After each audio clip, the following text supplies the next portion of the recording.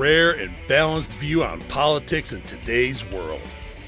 Based on facts, born of rationality, common sense, and logic, providing context on today's events. This is American Perspective with Rick Thomas.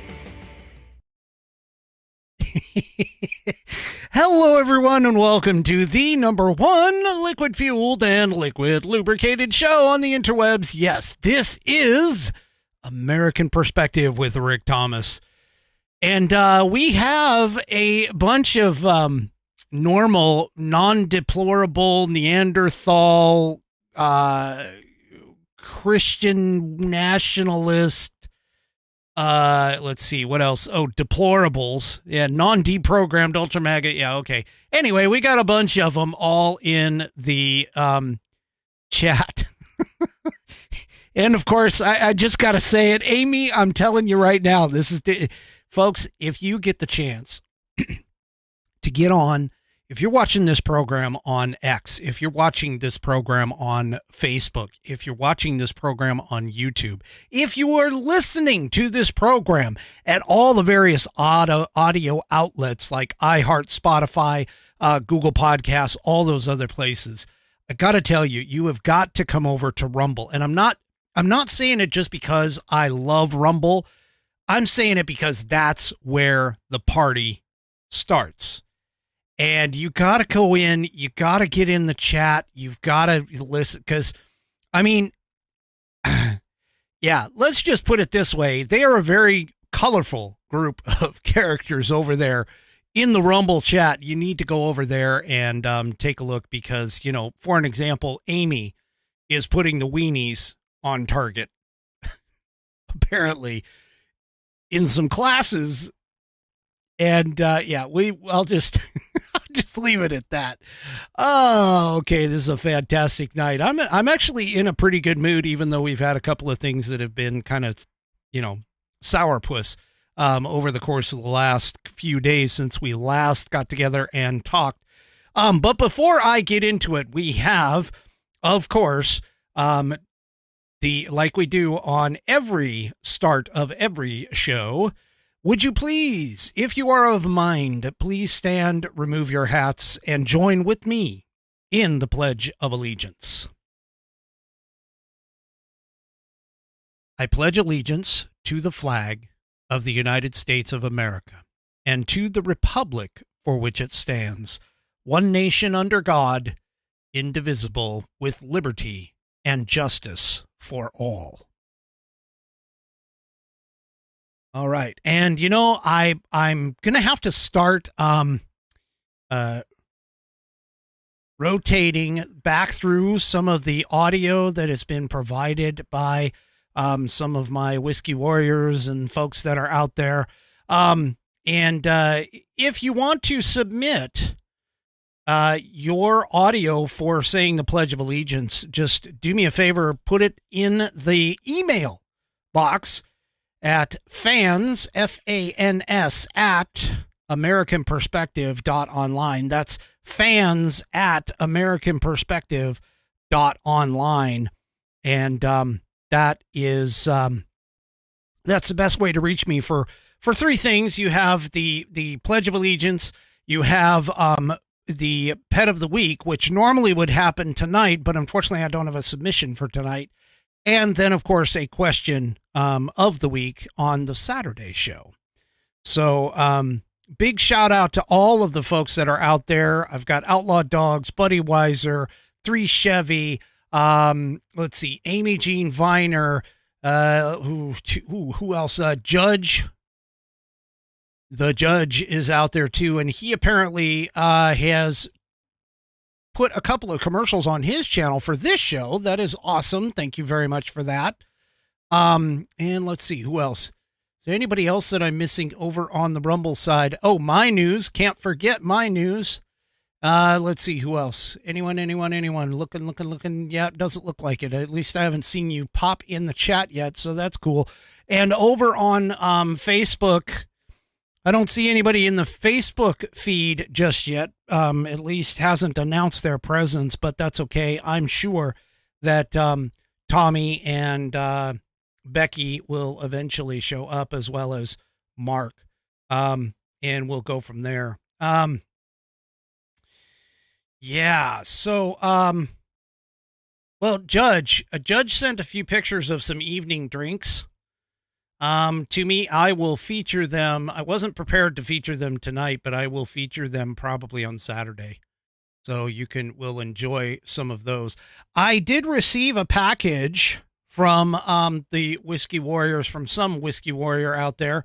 I think I know who it is, but anyway, I do have a package. So we will have a mail call tonight a little bit later on, and I'll open that up on air. All right. It is Whiskey Wednesday. It's like Taco Tuesday, but for badasses. I always try to get that deep voice, Haven't smoked any cigarettes or anything to get that. Tonight, I am drinking the Four Roses bourbon. As you can see, I'm starting to get a little low, but that's okay. I've got a couple of bottles. Granted, they're not bourbon, but I've got a couple brand new Irish whiskey that I'll probably be pulling out here in the near future for that. And so that will be fantastic. Of course. Always fantastic for that. Let's see. We have appears to be 19 viewers over on Rumble. That's cool. Thank you very much for coming and enjoying. Like I said, you should sign in and join in the chats and be able to see and talk and all that stuff over there. So that is fantastic. All right. Before I get going, of course, I showed you the Four Roses, but I didn't show you the next part, which is the True Grit Roots Network, old-fashioned rocks, whatever, your tumbler, glass, whatever you want to call it, and the Whiskey Stones in the bottom. That's my boys.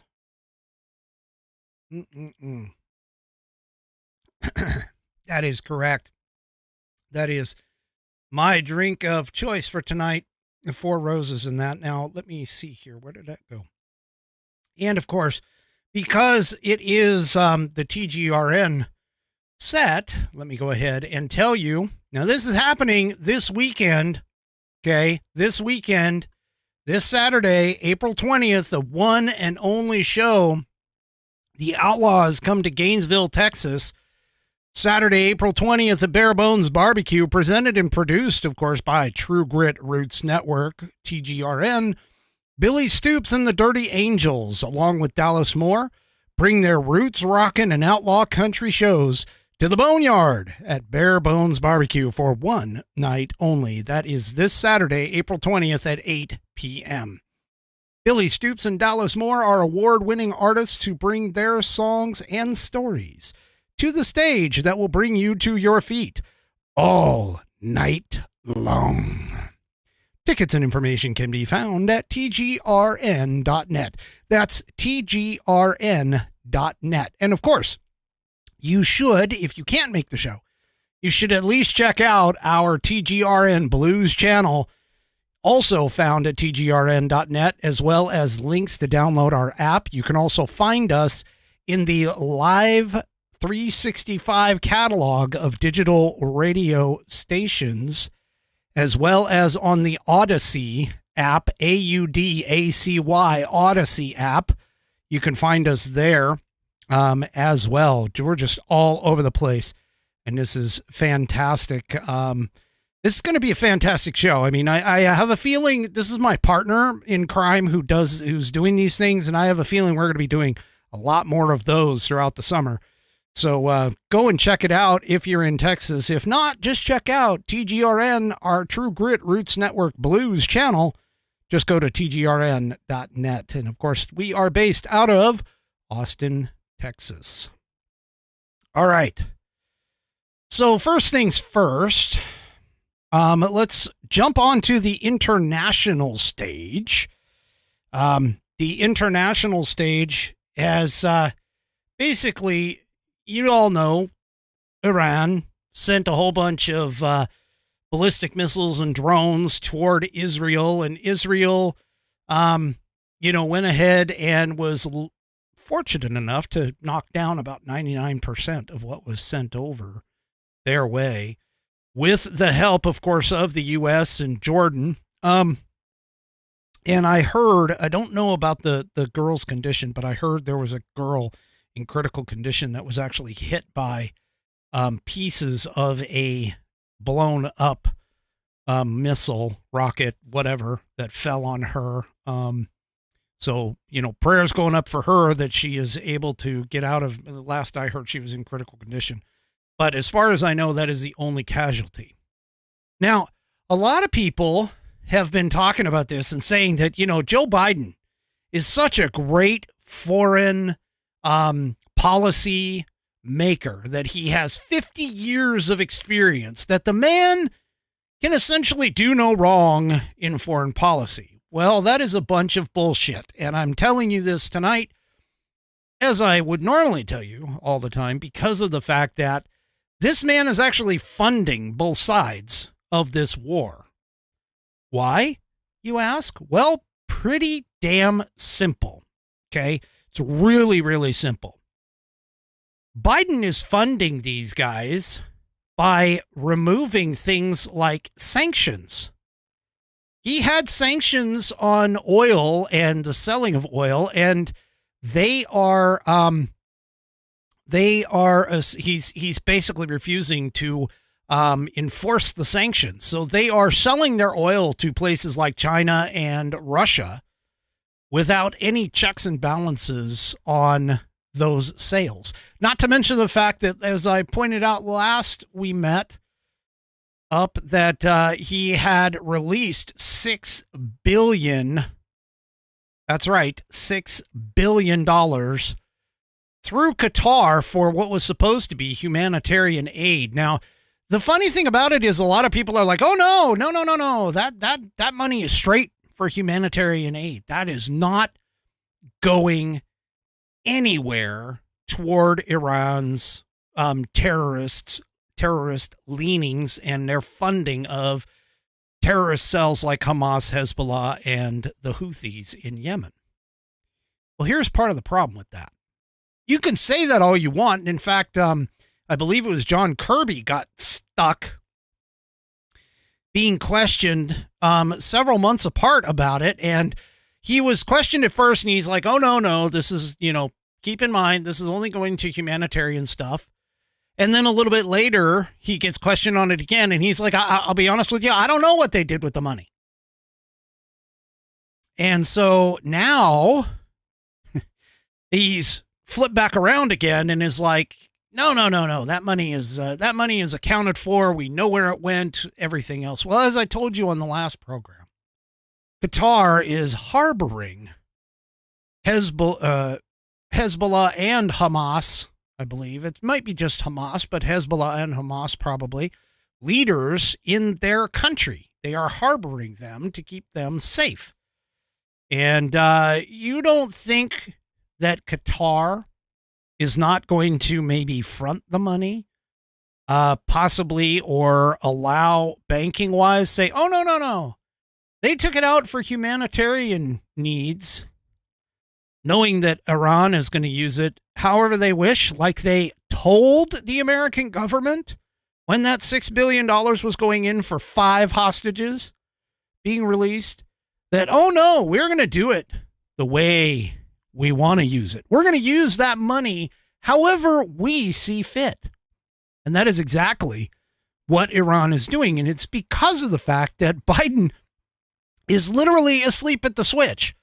The guy is oatmeal brains. He is gone from reality. He can't even walk downstairs. I don't know if anybody saw any of the video of him coming down out of Air Force One yet again. He stepped down about, well, I don't know, maybe 10 steps, if that, stopped and had to look around and ask people where with that, that little shrug that he does this little shrug and he kind of puts his hands out like, where am I going? What am I supposed to be doing? I'm lost. Help me. I don't get it. You see him do it on stage. You see him do it at press junkets. You see him do it coming out of Air Force One. The man doesn't have a clue as to what is going on or where he is going. Now, right now, I can tell you that Israeli officials, and this is according to Town Hall, for those of you who are on the audio portion of the program. This is a town hall piece. Biden is still funding Iran by Katie Pavlich. She starts it off by saying, as Israel officials continue to weigh how they will respond to Iran's unprecedented attack over the weekend, and keep in mind, this is my editorial here, and keep in mind that this is the first ever direct attack from Iran on Israel. First ever. Okay? They have not directly attacked like this. They usually use third-party proxies so that they can generally keep their hands clean. Well, not this time. This time they decided to attack directly. And I'm telling you, this is all due to the fact that these people, these mullahs or whoever is in charge over there, feels that they can get away with it with Joe Biden. Now, reports have come out that through Turkey, that Iran talked to Turkey and said, hey, you need to let the Americans know we're coming. And we kind of want to know, wink and a nod, whether or not what kind of strength we can use. How far is it going to be too far before you guys let Israel off of their proverbial leash? How far is going to be too far for you to decide that you want to get into it too? And they sent that message over to America through Turkey. And Turkey, passed it on and said, and my understanding of the response was basically that Joe Biden put the thumbs up. Well, his administration anyway, put the thumbs up on the attack and said, yeah, but don't pass this line. Now, as you recall, Joe told Iran one singular word to warn them off. Don't. And yet they did. And what's the resulting response from that? Well, right now, Joe Biden is attempting to tell Israel, you don't attack them. Don't attack them. You gotta hold back. Don't attack them. Now, he's trying to hold them back, but yet he is still not enforcing those sanctions. He's still not doing anything to stop Iran from making money. He's also been renegotiating their nuclear deal, which, by the way, a article came out where Iran has temporarily closed their nuclear facilities in order to kind of protect the people, I guess. I don't know. I don't think that they're really all that interested in the people other than the brains that they have in order to get them their nuclear weapons. But they've decided to shut them down temporarily in case they're targets from Israel. Now, don't get me wrong, Israel is probably going to have some sort of a response, but I'm not exactly sure what it is. I know that in the past they have taken a stance where you kill one of ours, we kill 10 of yours. But we'll have to see what happens over there. But here's the thing. Joe Biden and the Biden administration keep saying that, no, they're not going to use that money. Iran's not going to use that money for any kind of terrorist activity. On the one hand, that's what they tell us in public. But on the other hand, and I caught this on X, this is a U.S. Senate Banking Committee of the Republican Party, the GOP, and the U.S. Treasury Deputy Secretary Adeyemo admits in front of Congress that Iran will use any dollar that they have to go towards violent activity before they deal with their people. Check this out. So, Senator, you're right that in a democracy, money is fungible. But what we've seen time and time from the Iranian regime is they fail to feed their people and they put the IRGC first. Any dollar they have will go towards their violent activity before they deal with their people. That's partially why almost none of the humanitarian money has been used for humanitarian purposes is they don't care about getting drugs and food for their people. But the difference is that the United States of America has made as a values proposition that we are always going to provide humanitarian relief for people. And that's what we've said is the only purpose for this money. So while in our country, money is fungible, in Iran, they've proven that any dollar they get that they have direct access to in the country will be used for the IRGC before it's ever used for their people. So they actually went ahead and he said the truth. He stated the truth in front of them. Now, it's not that, we necessarily need to hear it, because anybody with a brain, anybody with a halfway functioning brain cell in their head knows that this is the case. There's no reason to be sending money to Iran. In fact, that was one of the brilliant things that Donald Trump did during his 4 years, because of the fact that he hemmed them in. He did the sanctions. He did all of these things and, tied them together and did everything that he could in order to contain Iran. And he did it very effectively, even to the point where he had them, where he got one of their chief people, Soleimani. He took him out. Now, the left has been talking about the fact that Trump had all kinds of the Iranians were attacking in Iraq, our military bases and things like that, and some people, sadly, some of our service members were injured. There's a couple of things. Not that I'm trying to sound callous, but the fact of the matter is that those are military targets. Military targets are one thing. Civilian targets are quite opposite. And the attack on Israel was demonstrated that they were not going after Israeli military targets. They actually targeted some civilian business centers and city centers over there. Now, all of this, of course, is, going on in the background, and we all understand it. I mean, you can't. The Biden administration is never going to admit that stuff out in public and just say, hey, we side with Iran, because he is pandering for votes from the Palestinian places like Dearborn, Michigan. He is pandering for votes for all those Palestinian protesters who spent the weekend blocking down places like the Golden Gate Bridge, the Chicago O'Hare Airport, and even SeaTac Airport, close by to me. But the thing about it is he's doing even more than that, folks.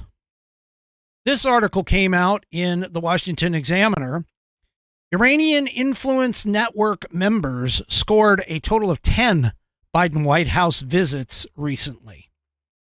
There's at least 3 reported, and this is in the Washington Examiner. Everything that I talk about, I've got them in the show notes for the most part. So you could, or the show description, I should say, but that's where the show notes go. At least 3 reported members of a covert Iranian government-controlled influence network visited the Biden White House on numerous occasions for meetings with senior U.S. officials, records show. According to a Washington Examiner review of White House visitor logs, 3 of them, I'm not even going to try and pronounce these names. They headed to the White House a combined 10 times between April of 2022 and December of 2023, a fact that foreign policy experts, watchdog groups, and congressional sources say this shows that the Biden administration has granted those with concerning Iran ties apparent access to the halls of power. So, in other words, he's still dealing with these people. He's still dealing with them. And, I don't get it. His words of don't. See, my stepdad, God rest his soul, used to tell me actions speak louder than words. Joe Biden can stand in front of a microphone and a teleprompter and struggle with it and struggle to get out some sort of a mumbling word and end up by saying don't. Question we have to ask as Americans is don't what? Because he obviously lacks the balls to actually put in place any sort of backbone or to show any sort of strength and resolve against these people. You know, the left keeps talking about how Donald Trump was the laughingstock of the world. I can tell you this much. Our enemies didn't consider Trump a laughingstock. In fact, they were scared of him. They were scared of what he might do. And I've mentioned to you on this program before that there sometimes the one guy that you have absolutely no idea how they're going to react in any given situation is more scary than the consistent one who always reacts the same way or acts as expected. And that's part of what Donald Trump had in his back pocket. He may not have been the toughest in the room, but the man himself, there was no predicting the way that he was going to react to certain things. Now, that being said, you know, I'm not thinking that Trump is necessarily weak, and by all means, he is not. He is not anywhere. He's never backed down from a fight. You can see that in everything that he's dealing with here. And people just don't seem to understand that these people in the Middle East, especially dealing with these terrorist organizations, they understand only one thing, and that is strength. Not perceived strength, not fake strength, not politics strength, but literal strength. They know if you show them without a shadow of a doubt that if they do something to you and you strike them back harder, they will think twice about doing it again. That's called the power of deterrence, folks. The power of deterrence. And in these particular times, it's that we have lost with the weakness that is Joe Biden himself. Now, one thing that is probably going to happen if any kind of war breaks out in the Middle East, which a lot of people are not quite understanding. You see, Joe Biden, when he first stepped into office, he took away a lot of our domestic oil production. And then throughout the rise in oil prices, he decided to use up our strategic petroleum reserve, which granted it was created in the 70s and was designed literally to help us out in times of war after they had already gone through the oil embargoes from, believe it or not, the OPEC countries. Iran, Saudi Arabia, Qatar, United Arab Emirates, all of those areas over in the Middle East. We set aside a reserve, and it's now down to its lowest that it's been since its inception. And I just can't understand why he has done this. I got to give a shout out to My News 61. Thank you very much for the Rumble rant. My News says, I tell my Trump-hating friends that outlaw, apparently referring to something a little bit further up in the, talking about Joe Biden being wrong on every foreign policy for the last 45 years, which Outlaw Dogs is correct, of course. Continuing, of course, they tell me I am wrong, but can't provide valid proof that Biden did anything good. You know, chances are, I mean, well, not chances are, nobody, I have yet to see any leftist talk about the good that Biden is doing. Everything that they talk about is fabricated lies or bashing Trump, one of the other. And so you're right. They essentially, and more often it's bashing Trump than saying anything good about Joe Biden. But anyway, they end up bashing Trump so often. I'm going to get back to that oil thing in just a second. But first, I want to tell you, you see this wonderful shirt that I'm wearing? This fantastic American-themed shirt. This particular shirt is has the words of the Declaration of Independence on it. You know what? I'm not the most beautiful, most handsome male model. My shape is round. I am not cut like you see in most models for clothing. But let me tell you where you can get this fantastic shirt. You can go and get it at theflagshirt.com. Theflagshirt.com. Check this out. They have patriotic gear. This is their motto. Get patriotized. They have all kinds of patriotic gear. They have hats, shirts. They have sunglasses, wristbands, all kinds of things that are just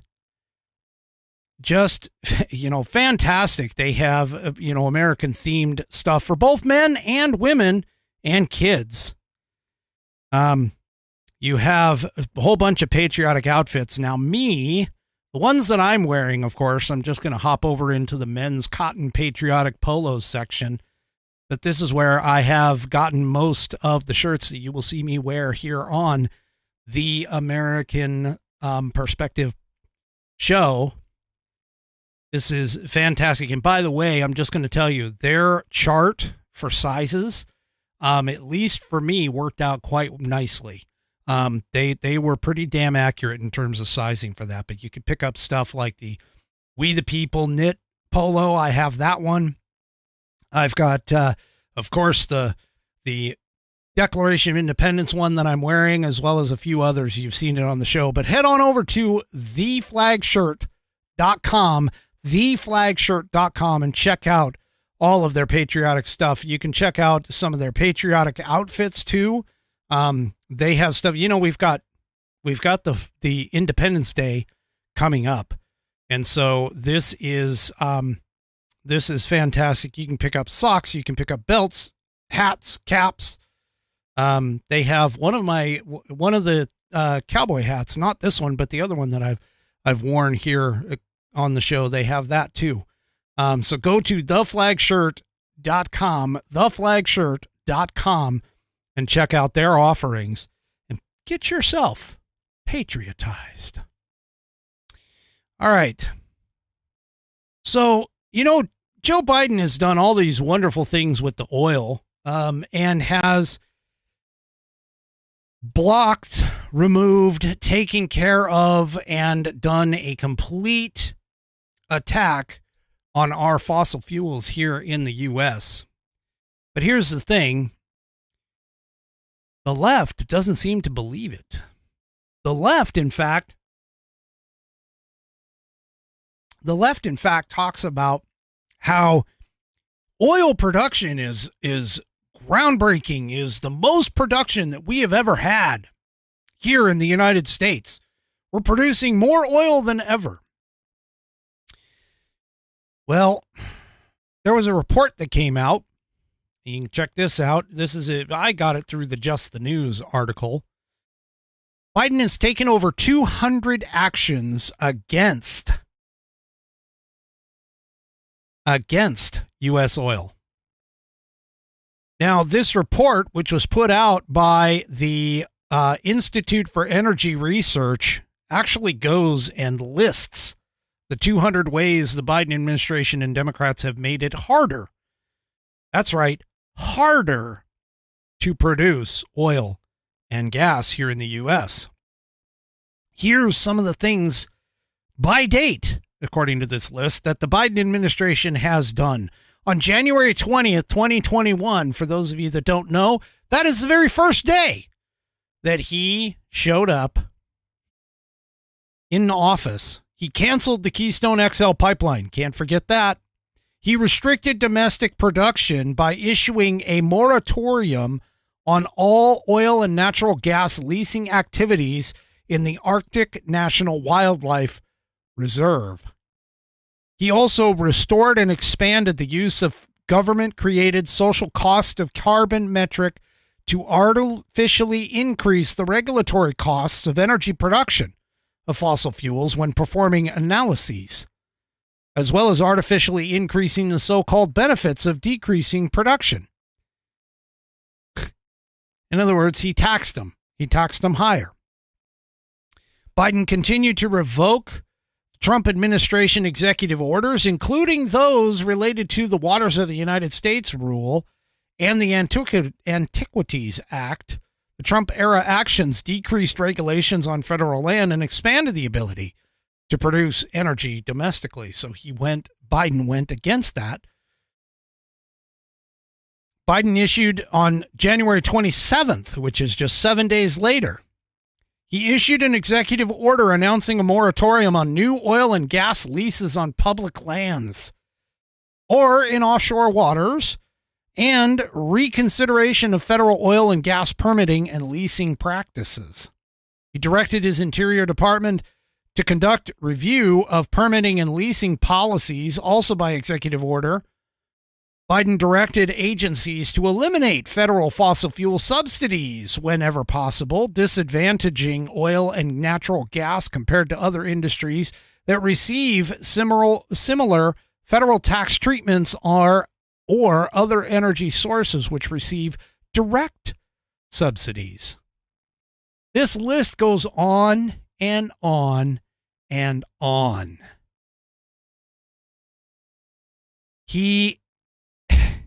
Biden has done so much damage to our oil and gas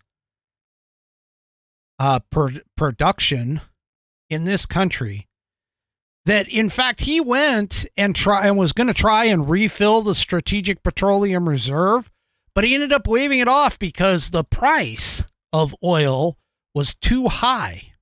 Well, we could have told you that, Joe, when you sold it off.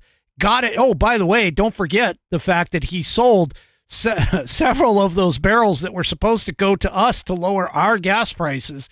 He inadvertently sold them off to China. Don't forget that.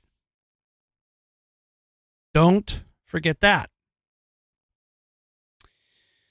But anyway, I encourage you to go and take a look at this report. You can download a PDF full list of the availability of all the 200 ways that Biden has made it harder to produce oil and gas here in the United States. I can't. I don't understand it. I just don't get it. How can anybody with half a brain, in fact, how can anybody with a quarter of a brain vote for this moron?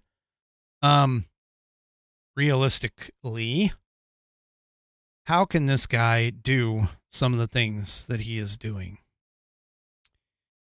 All right. Well,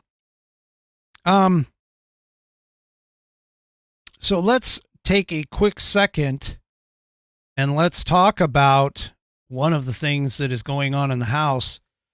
Yes, one more time, we are faced with a potential removal of the Speaker of the House. Now, keep in mind, I held my tongue for the most part, and I did say that we should allow Mike Johnson an opportunity to show us what he's made of. I mean, when the guy was brought in after the summarily executed and kicked out Kevin McCarthy,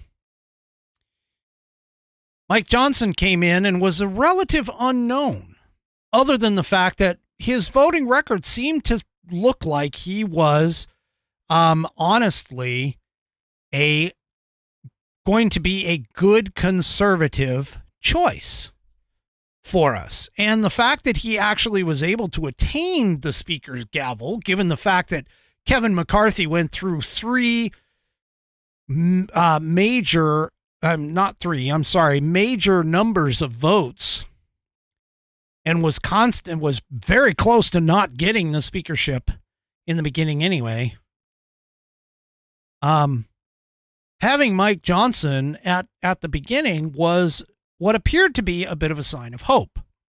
However, because of the fact that he was a relative unknown, I was like, it remains to be seen as to what's going on.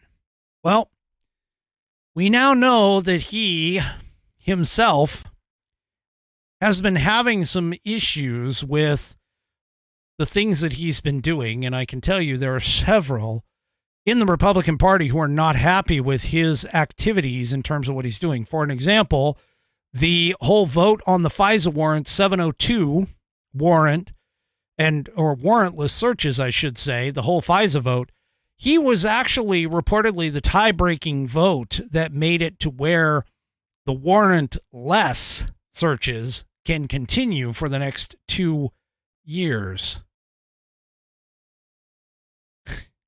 This guy has also put forth a bunch of legislation on a bunch of different things that has been sort of questionable.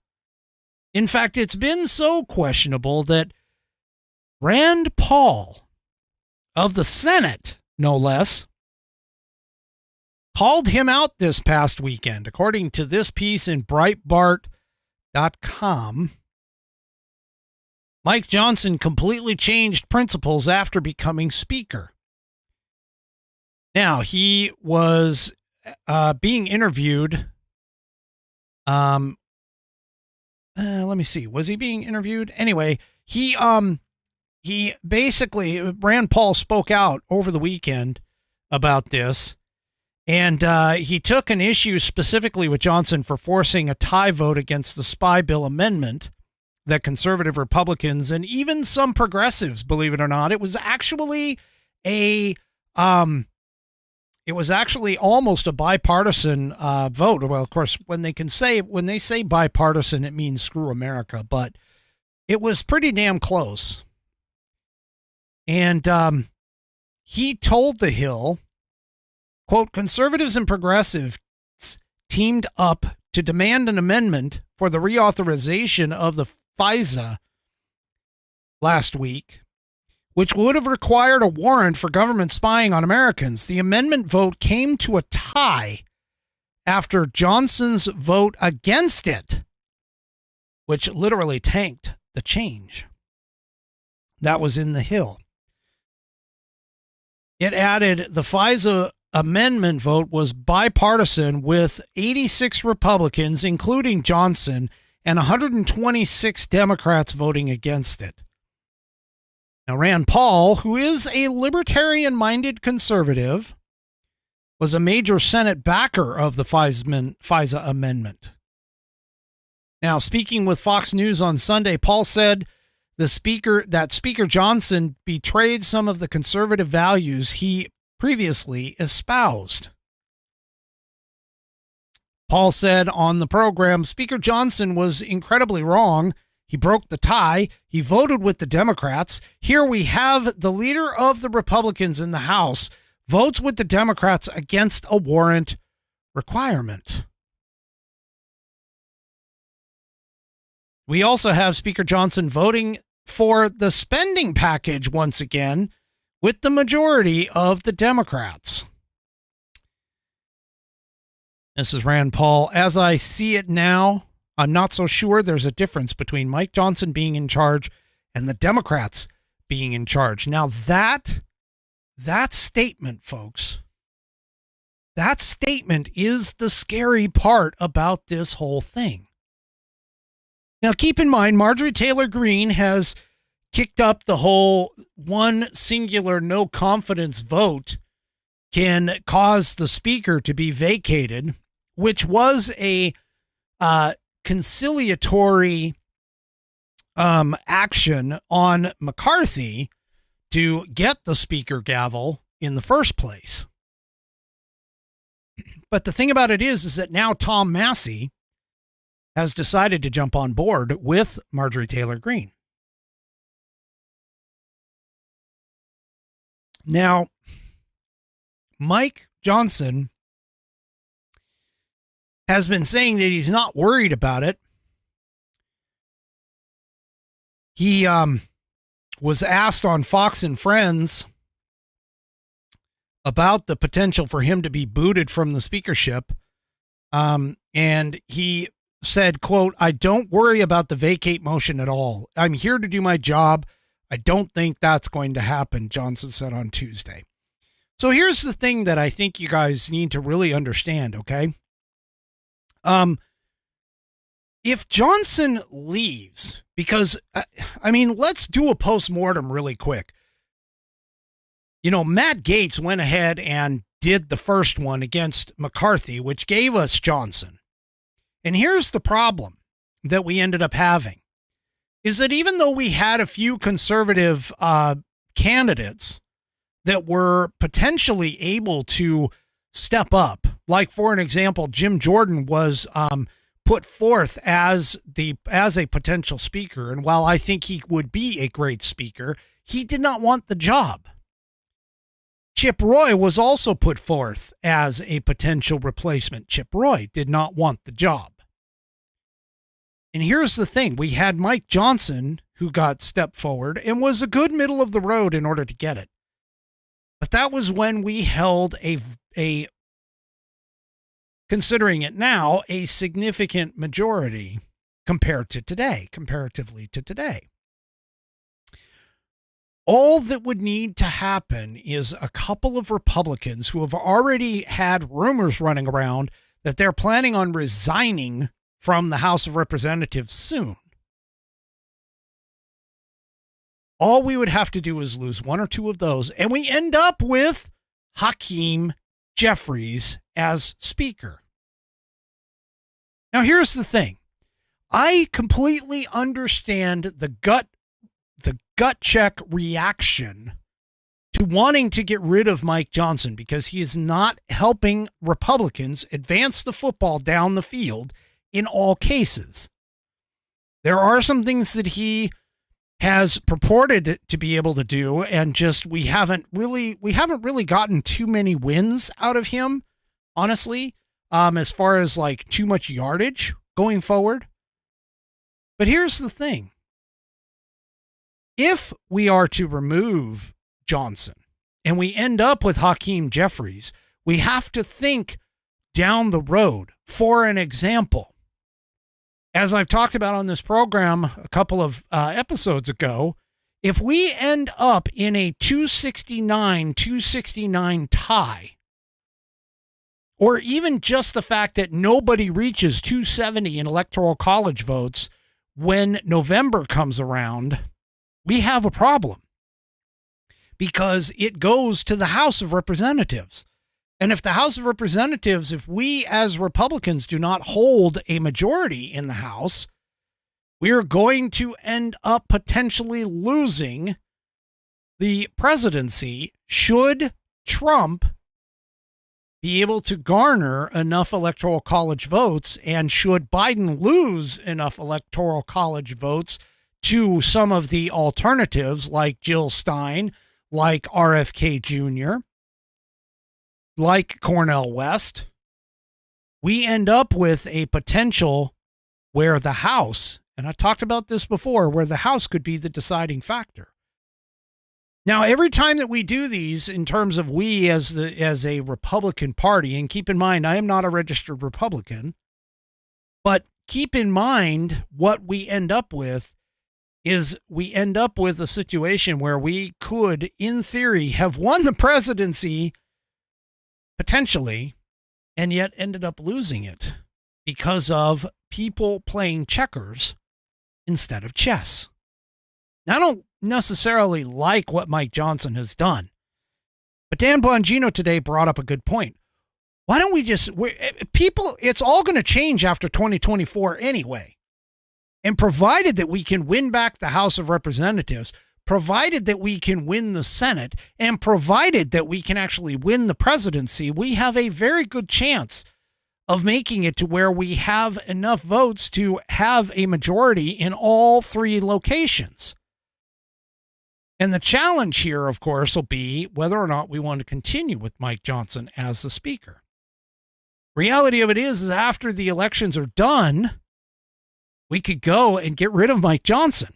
We could say, you know what, dude, you did a great job, pat him on the back, tell him great play, even though we know he screwed it up and didn't get us any yardage. But we can pat him on the back and say, all right, it's time for somebody new, and then bring in somebody strong, because we'll have the votes available to be able to put in a strong Republican, a strong conservative, like full conservative Republican. And not to mention the fact, but keep in mind, Jim Jordan didn't want the position because he wants to go after Joe Biden.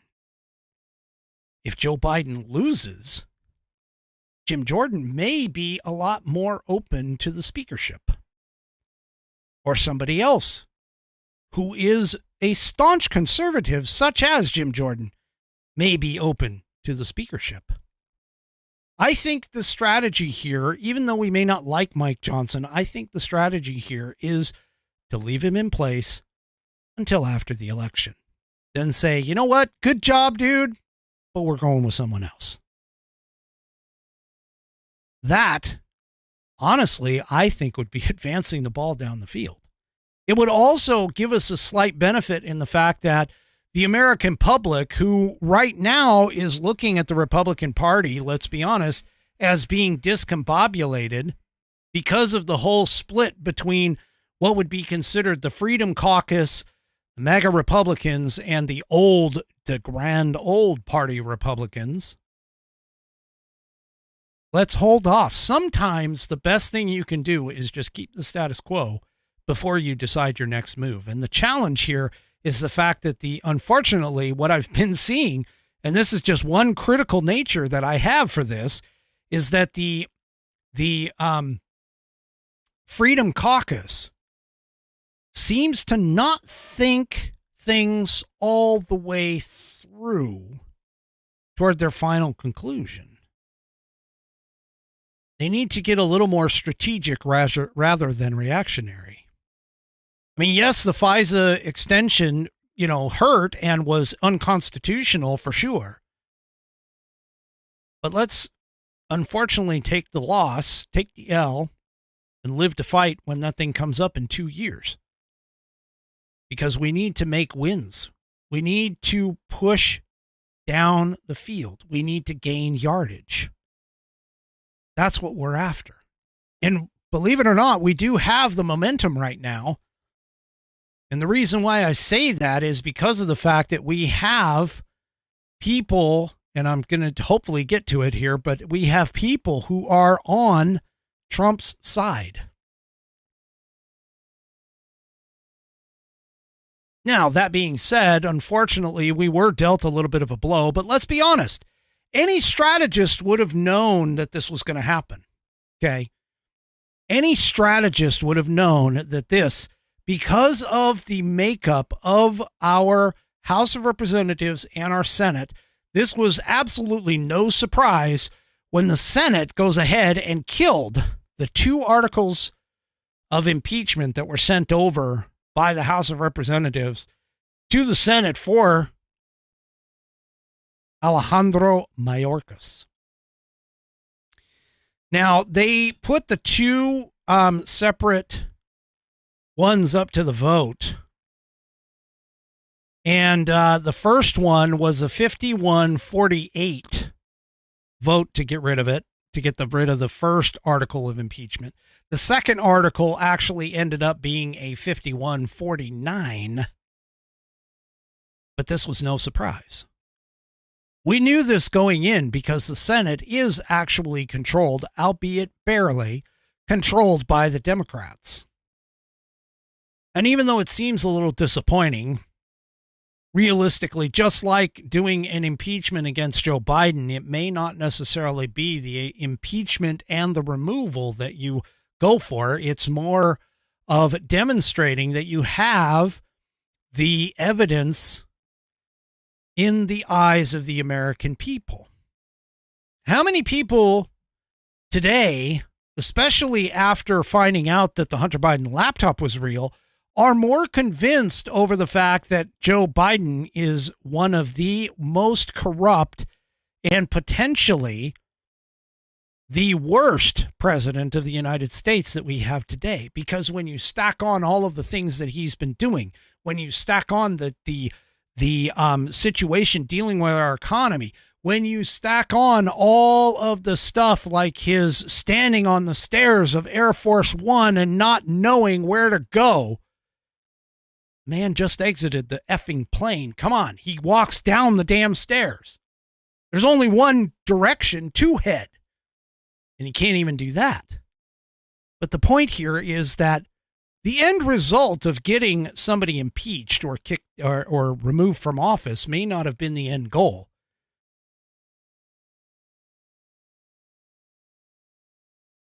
But here, this was totally not surprising in any sense of the word at all.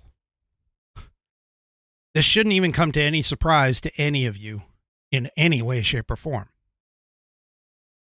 Now, speaking about trials, let's take a quick shift over to Trump. Trump's NDA agreement. I am not going to call it a hush money trial because that's not what it was. It was a non-disclosure agreement trial. And apparently, the attorneys from both sides are actually having problems finding jurors. Now, they've got 7 as of today, I believe. But they're having problems filling out the rest of the 12. And then, of course, you also have to have the alternates as well. I think there's like 2 or 3 alternates that go along with it. But they're struggling to find people who don't already have an opinion on Trump. And given the fact that this is New York City, where this is occurring, there is a lot. I mean, we're talking about the second, I would say probably the second level stronghold to DC when it comes to Democrats in a place, a physical region. New York City is one of the Democrat strongholds. And so therefore they are having a hard time finding people that don't already have a strong opinion on Trump. In fact, as a part of it, they have found activists who attempted to hide their hatred of Trump just to get on the trial, to help torpedo it. That's what they were looking to do. Thankfully, the Trump attorneys were able to weed them out, but eventually they're going to lose because you can voir dire, several of them, but you can only kick a small number out for that.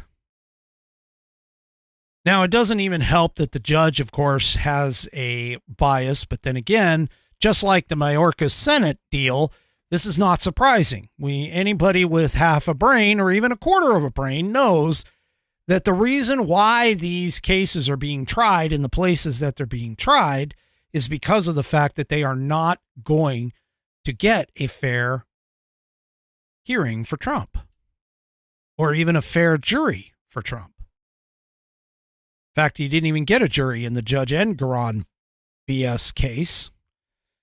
But still, that's what they're looking for. Now, here's the positive that we can pull out of this. One is that at least both sides are having problems finding jurors, which means that it's going to take another day or two for potentially for them to fill out the rest of the jury pool for this. But the other advantage that we do have, even though the judge has basically said you will be here for every single day of the trial, which granted that kind of pissed a lot of people off, and I understand, I get it. But at the same time, you need to understand there's one thing that Trump is great at doing, and that is saying things that unfortunately the left can grab onto and do the snapshots and sound bites, to quote Dan Bongino as well, that they can manipulate. I mean, look at what happened with the whole bloodbath thing and the idea that he called the World War II veterans over in France as suckers and losers, both of which had been completely debunked now. And the idea that, of course, that he couldn't go to the cemetery because he didn't want to, that was also debunked over the fact that the helicopter got grounded due to weather and the Secret Service didn't feel like they could secure a ground transport pathway well enough to protect him. Those are the facts. But the left is not going to believe it. But here you can believe things like this. Now here is some of the news. Now this is hat tip to the Citizen Free Press on this. But here's some news people that are going out and talking to folks. Let's take a listen really quick. If President Trump came here to the South Bronx, would you attend the rally? Of course. I would want to meet Trump. I want to shake his hand. He's the only president that I see that can ever make America great again. He's capable of doing that. I would love to go to a rally with Donald Trump come, because I'm a big Donald Trump supporter, and I will support him 100%. Oh, yeah, definitely we're going to show him love. We're going to show him a lot of love, and, like they do in other states. We definitely need to see Trump here. There's nothing but love for Donald Trump here in the South Bronx, the North Bronx, the East Bronx, and the West Bronx. So you tell me... We want Trump to come back. Please, bro. Biden, get out of here, bro. I would come to the rally and support Trump, because the Bronx need a change, and we need somebody that's really going to help this community. I would definitely come to a Trump rally in the South Bronx. I like him. You do? Yes. Yes, I will come to a rally if President Trump was to come to the Bronx, and I also would bring other people to come too and support him. Would Joe Biden get a warm reception if he came to the Bronx? No, he wouldn't have, and I'll make sure of that.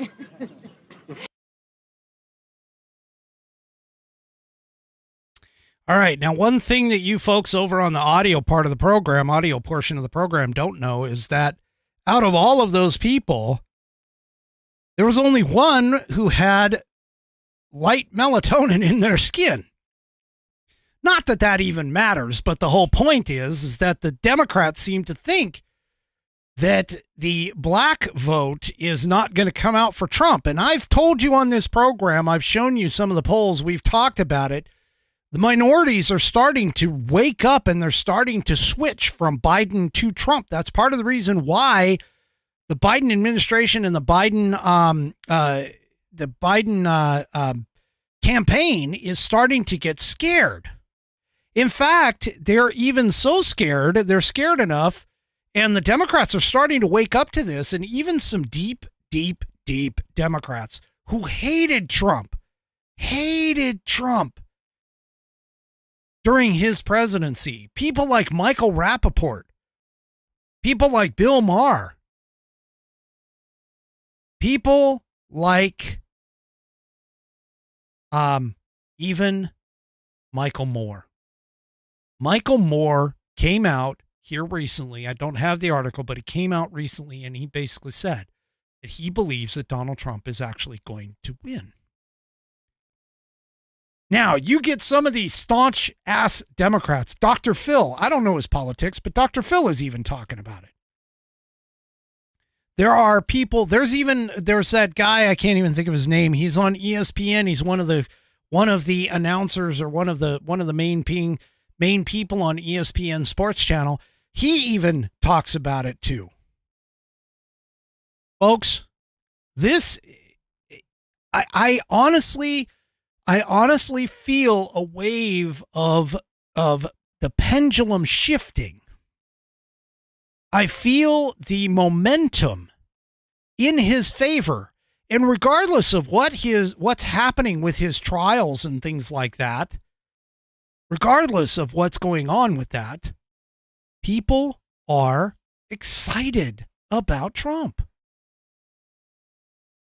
They are excited. Trump went to a bodega where a man was killed tragically, and he went there to visit the bodega owners and talk to some of the people. And all of them, even the kids, even the children, were talking about Trump and wanting to see Trump and saying Trump was the man. Trump 2024. But I'm going to tell you, it's stuff like this, believe it or not. And I've said this before. I've said it to Stephen Stiles. Stephen Stiles and I were talking about this not that long ago. If Trump can stay out of the limelight and not give the opportunity for the leftist media to put forth falsehoods of sound bites and snapshots and keep pushing the narratives and these kinds of press junkets, he's going to be a shoo-in for 2024. And I don't mean a shoo-in in terms of, this isn't going to be close, because I guarantee you the Democrat machine is going to try and keep him from getting in there. But what I'm talking about is in terms of the popular vote, which he didn't have last time, in terms of the popularity that he will gain and move forward, and his ability to be able to go in with a positive note. That's what he needs to do. Think of it as kind of like the reverse of the Biden campaign in 2020. Biden was not in front of cameras very often, and when he was, he said stupid crap. For an example, if you don't vote for me, then you ain't black. This is the point that I'm making here. By putting Trump in these trials, you're effectively banishing him to the basement, which is a positive for Trump. Because as of right now, let Biden screw up as much as he can. Trump's strategy, honestly, and I applaud his campaign manager right now. Trump's strategy should simply go and be like this to Biden. And instead of the whole concept of I did that, like you see on a bunch of Biden stickers, it should be he did that and point to Donald Trump. I'm sorry, to Joe Biden. Point to Joe Biden. That's the way it should work. He's got it as a shoo-in. He has got so much momentum right now and the possibility of pushing things definitely in the positive direction. But we have to help him as voters. We have to help him by not only getting him elected, but we also have to back up that with the individuals that can help him out in Congress. We need to get rid of the folks that are causing our problems, meaning the Democrats. We need to get rid of the Democrats, as many as we can. Now, another positive thing came up, and before I do that, though, before I get into that, I want to tell you a little bit about the American Perspective logoed gear store. Head on over to store.americanperspective.online, and you can get yourself and show your fandom. You can get yourself some hoodies, t-shirts, tank tops, mugs, water bottles, all labeled with the 3 different variations of the American Perspective podcast logo. Also, there are links there to get the Saddleback leather-bound U.S. Constitution that I've talked to you about before, as well as a link to head on over to the Old Whiskey Musings broadcast store as well. But check out the offerings that I have here and pick yourself up something today when you get a chance, and head on over and take a look at what I have available right now. Eventually, I am looking at expanding the offering, but I've been a little busy, so I haven't been able to do it yet. But believe me, there's some fantastic stuff over here. you should check it out. Go to store.americanperspective.online and get yourself some stuff today. And yeah, as Coco Dominki pointed out, it's vintage Whiskey Musings right here in the corner. The Whiskey Musings store link as well. You can head on over and still pick up stuff over there. So once again, go to store.americanperspective.online and pick yourself up some American Perspective logoed gear, t-shirts, crew neck sweatshirts, hoodies, and tank tops are what I have available, along with some mugs, travel mugs, and water bottles.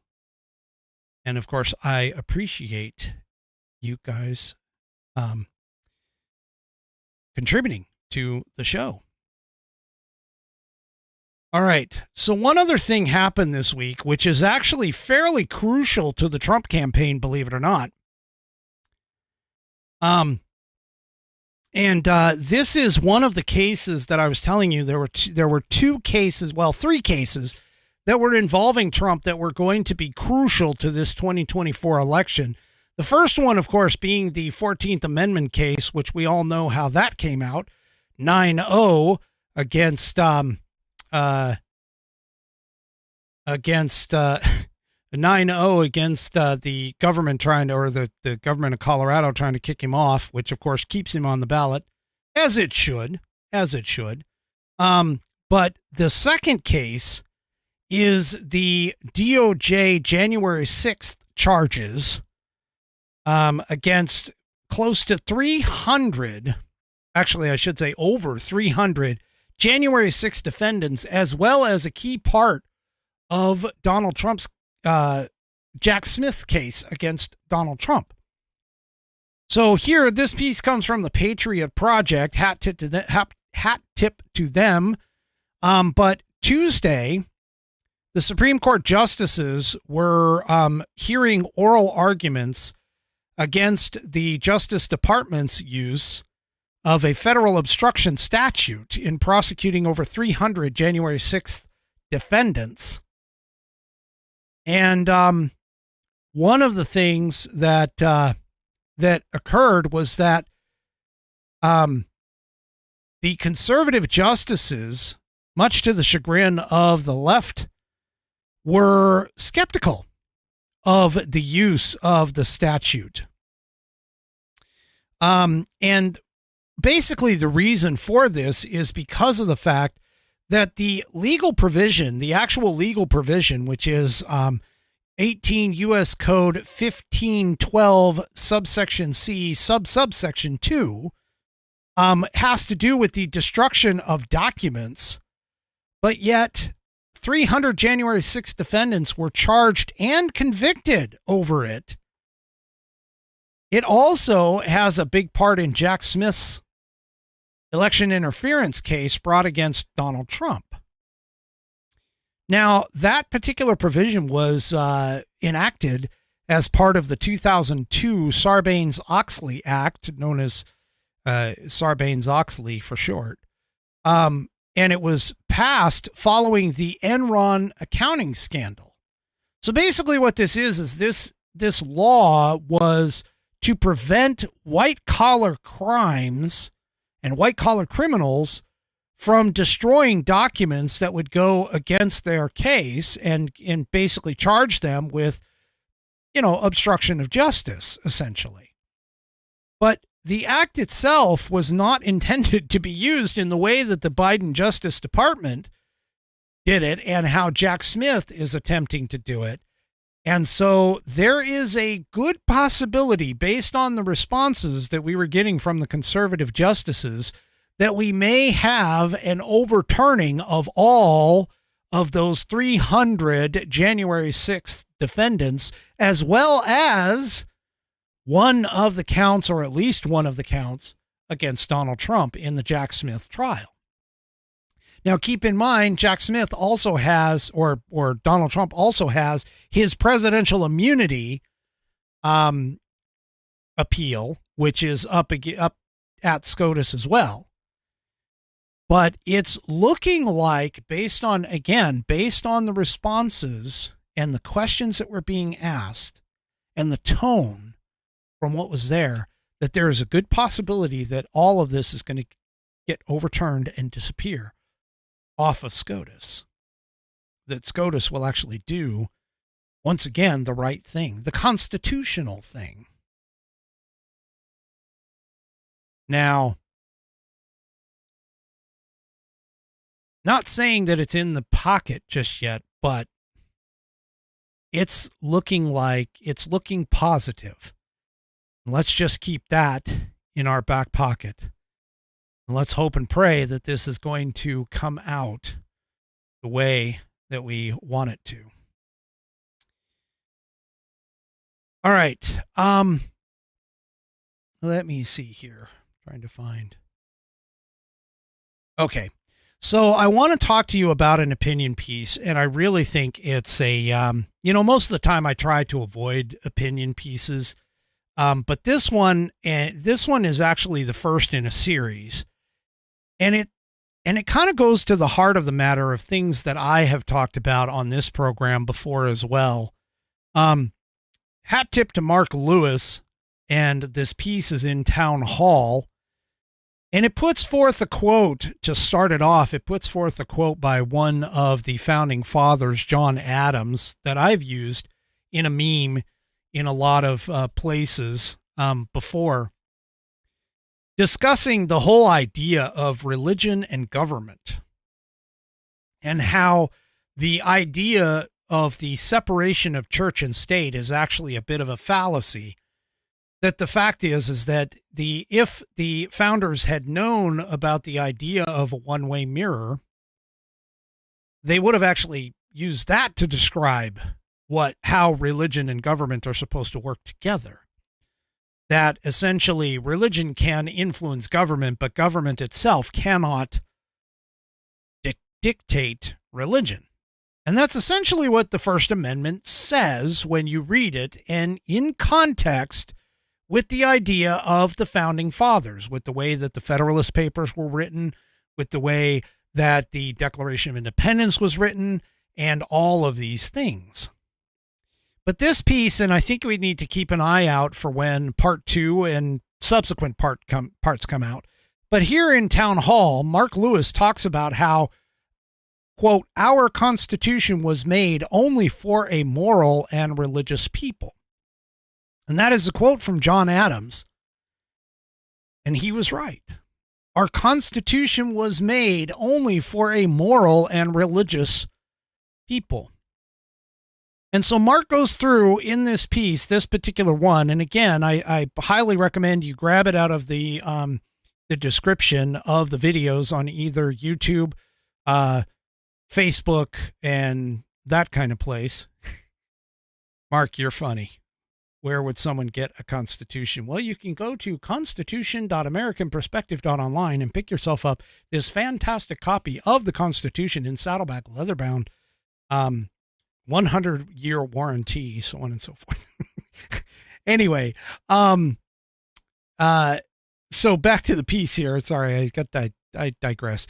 But anyway, he talks about, in particular, and I'm going to have to check out some of his other articles too, because he states in this piece, I believe I have demonstrated in many articles that leftists hate God and religion more than anything else because they cannot allow the slaves in their Marxist system to have any higher allegiance than their totalitarian government masters.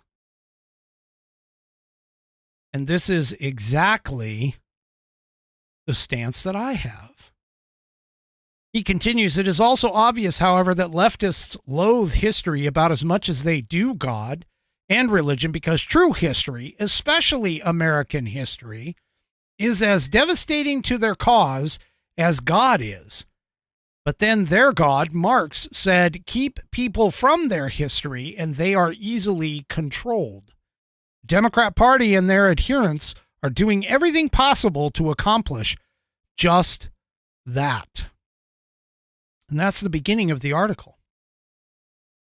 I really think you guys should go and take a look at this, because unlike leftists who want to believe that the state is the God that you must worship, those of us who are conservatives and constitutionalists know that the founding fathers knew that there was something beyond man's law, that there was natural law, and that natural law superseded man's law, and that natural law actually dictated things to man's law. In fact, there's even a couple founding fathers who were accused and have been considered to be non-believers. People like Thomas Jefferson, who actually is the author of the, quote, wall of separation between church and state. And also Benjamin Franklin has some quotes out that belie a complete understanding of the fact that God and a higher power and higher being, and not believing in God or that higher power or higher being, is actually antithetical to the idea of freedom in America. And that is essentially where some of these things are coming from. I'm kind of excited to see part 2 come out, so I will keep an eye on that. And if it shows up, again, if it shows up, I will try and let you all know when it shows up in the town hall piece. I'm sure it's going to show up in town hall again, so you may want to keep an eye on it. But definitely take a look at some of Mark Lewis's writings. I know I am going to do that and pay attention for that. All right, one last thing that I want to bring up before I get to tonight's mail call. So you remember how I was talking in a past couple of episodes where I was telling you about how Nebraska and Maine have those split EC votes. Like they take the Electoral College and they give parts of their votes to the popular winner across the state. And then they also assign winners of each congressional district, even if it happens to be the opposite of who won the state. Okay. Well, we were talking about Nebraska in particular and the law that was eventually or potentially going to be put in front of the state legislature to make it an all or nothing scenario. And I had mentioned at the time that I did not hear anything about Maine potentially having that same kind of law showing up. Well, guess what? This piece came out in the Epoch Times. Maine's governor allows national popular vote legislation to become law. So Maine's governor said she recognized the merit to both sides of the electoral college argument, but would allow the bill to become law without her signature as it is debated. Now, keep in mind, in Maine, she does not necessarily have to sign a bill. She has one of three choices. She can either sign the bill in agreement of it. She can veto the bill, obviously, on the opposite side. Or what she can do is just ignore it and it goes into law anyway because the legislature has voted on it. And that appears to be where she is going to go. She is going to allow what is being reported as a narrowly passed bill that would award the state's 4 electoral college votes to go toward the winner of the national popular vote to become law, as opposed to the current system where the votes go to either to the winner of the state's popular vote or according to the results in each of the congressional districts.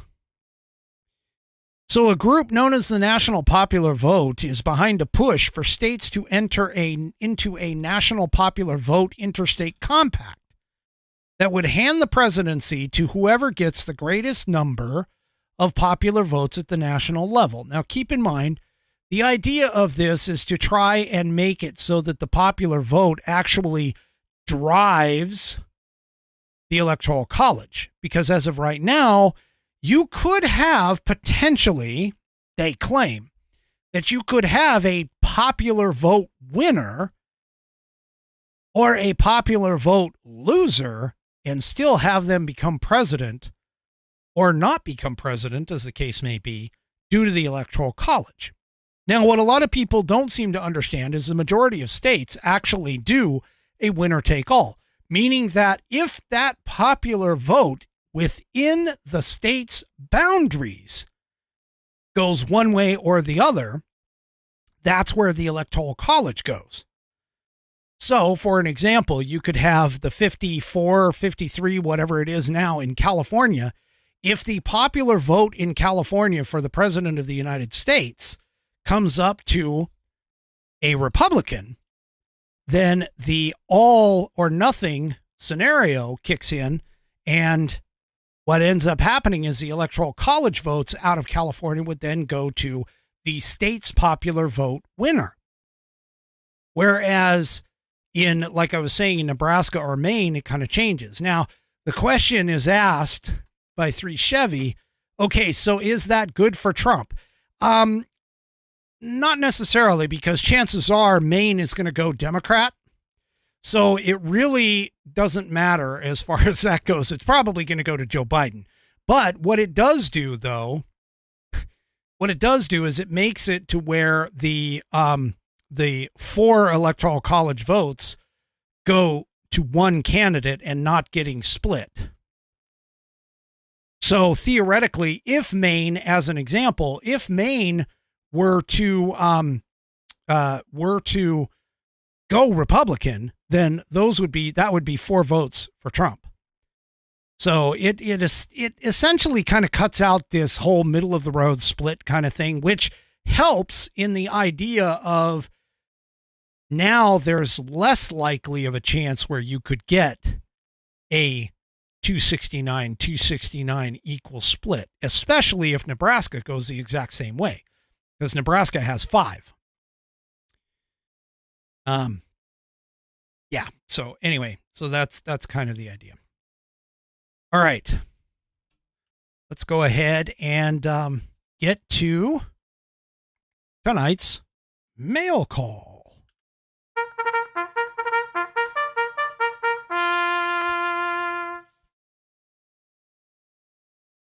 All right. And as you can see, this is kind of a tall box. I try not to put it right in front of it, but it's kind of a tall box. And I am going to, and it is sealed, by the way. It's sealed. You can kind of see that. So I'm going to open it with my gift from my son. This is fantastic. I love this. I love this knife. This is so great.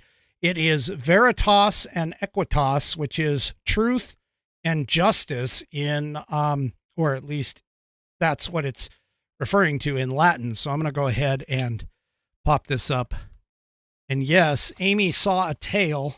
I have a cat that wants to go outside. He's just going to have to wait until I'm done broadcasting. Dang it. So anyway, so let me go ahead and get this open and we'll take a look and see what's inside. Might help if I actually cut it all the way. Oh boy. So we got styrofoam in here.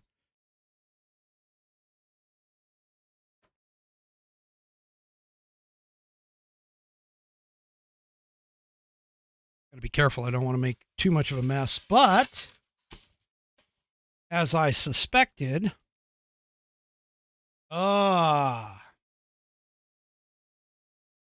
it is a bottle of Wild Turkey 101. That's Kentucky straight bourbon whiskey. So here we go. We've got some Wild Turkey for me to crack open on another broadcast.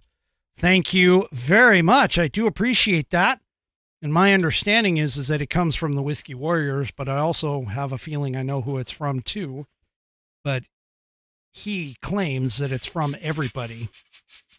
So we'll see some Wild Turkey pop out. That is fantastic. Thank you very much. I do appreciate that. You guys are an awesome audience.